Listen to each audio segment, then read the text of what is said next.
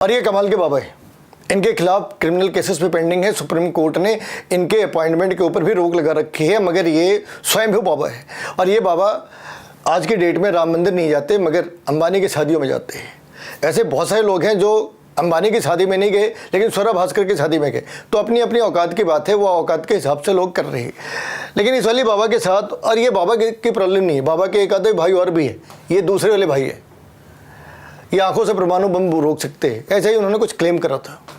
अब यहाँ पे इस बात का ध्यान रखना है कि अगर ये सिस्टम इतना ही पावरफुल था, ये लोग वाकई में इतने ही पावरफुल थे, तो इन्होंने इस देश का विभाजन क्यों नहीं रोक दिया। इस वाले बाबा के जो जुरिस्डिक्शन है उसमें तो आज की जो ढाका है वहाँ तक का क्षेत्र आता था, तो इन्होंने अपने क्षेत्र का लॉस बर्दाश्त क्यों करा, इन्होंने ये होने ही क्यों दिया। और चलो मान लो विभाजन रोकना इनके बस की चीज़ नहीं थी, तो उसके बाद इन्होंने विभाजन के बाद जो हिंदुओं के ऊपर अत्याचार हुए, हिंदुओं की क्या मदद करी इन्होंने हिंदुओं को मरने से रोक लिया क्या? जम्मू कश्मीर के अंदर इन्होंने कुछ कर लिया क्या? तो वहाँ पे तो ये हेल्पलेस हो जाते। लेकिन जब सत्ता की मलाई खाने की बारी आए तो कहते सबसे पहले तो हमें खाना है, क्योंकि हम तो यहाँ चौधरी बैठे। भाई ये लोग ऐसा लगता है जैसे कन्वर्टेड क्रिश्चियन या कन्वर्टेड मुसलमान हो, या सोरस गैंग के दलाली कर रहे हैं। ये जिस धर्म के प्रचार प्रसार के लिए बने हैं उसी धर्म का नुकसान कर रहे हैं। विश्वविद्यालय है, वहाँ पे स्टूडेंट यूनियन की इलेक्शन लड़ी, इसके बाद इसने पार्टी बनाई, मोदी के खिलाफ कैंडिडेट लगाए, और ये थ्रू आउट इसका जो गुरु था वो एक पादरी से आशीर्वाद लेता था।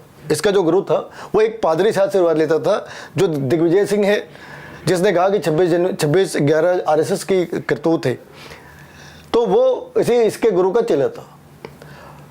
तो ये भी गुरु घंटाल है, इसका चेला भी, इसका जो गुरु था वो तो बड़ा सा गुरु घंटाल था। तो ये गुरु घंटालों की परंपरा है, और ये कभी नहीं कहता कि इसके अपॉइंटमेंट को सुप्रीम कोर्ट ने रोक रखा है। क्यों रोक रखा है? काशी विद्वत परिषद है जो चारों शंकराचार्य नियुक्त करती है। इसके केस में क्या हुआ, जो गुरु घंटाल था, गुरु घंटाल के एक चेले ने कह दिया कि गुरु घंटाल पार्ट 2 अब से शंकराचार्य होगा।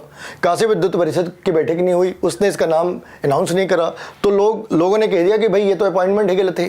सुप्रीम कोर्ट ने भी रोक लगा दी, लेकिन ये बाबा आज भी शंकराचार्य बने घूमते रहते हैं। और ये क्या कह रहे हैं?